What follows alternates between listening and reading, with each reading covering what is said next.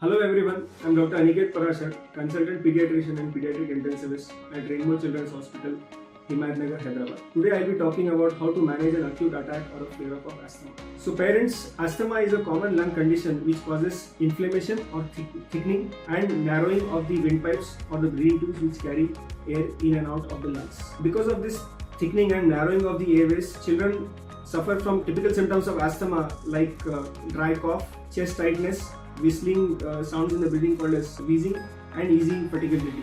Now in an acute flare-up of asthma, because of some common triggers like a common cold, exposure to dust, smoke, some strong fragrance, seasonal changes or weather changes, or sometimes even some known food allergens, these symptoms get acutely worsened, and in an extreme situation they can even have severe breathing difficulty, anxiety, sweating, drowsiness, paleness of face, blueness of lips and nails, which depicts as a severe attack of asthma.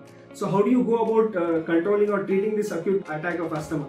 So there are two sets of inhalers which are commonly used to treat asthma. The first and the most important is the pink, red or brown inhaler, which are basically inhaled corticosteroids which form the backbone of treatment of asthma, and these are to be continued even during an acute attack of asthma. The other set of inhaler is the blue or the green inhaler, which are called the reliever inhalers, which should be used to control this acute attack. So these inhalers are used with special devices called as spacers. So for children less than 5 years of age, these are to be used along with a mask, and for children more than 5 years of age, these are to be used with a mouthpiece. So these reliever inhalers, the blue or the green ones, have to be attached on the rear end of the spacer. You make the child sit upright, shake the inhaler before attaching it here, and actuate the inhaler into the spacer and count for 5 to 10 breaths or 30 seconds.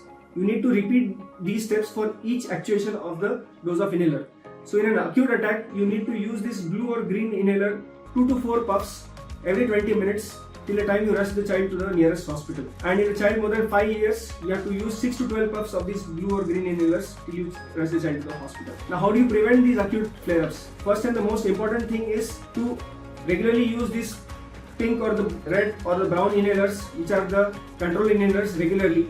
Do not stop these inhalers without the advice of your doctor, ensuring a proper technique of using these inhalers as just discussed. If there are any no triggers, you need to avoid those triggers, and please have a written asthma action plan for your child in place to tackle such an emergency. Thank you so much.